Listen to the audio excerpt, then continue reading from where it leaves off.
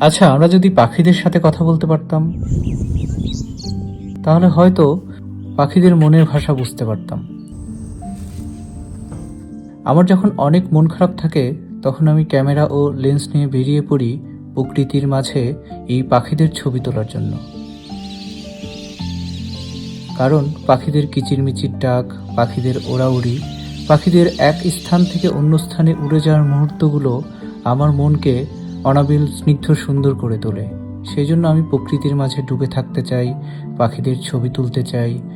সকালের স্নিগ্ধ ভোরে পাখির খোঁজে বেরিয়ে পড়তে চাই, স্নিগ্ধ দুপুরে পাখিদের গান শুনতে চাই, বিকেলের পাখিদের মুহূর্তগুলো আমি ক্যামেরায় তুলে রাখতে চাই।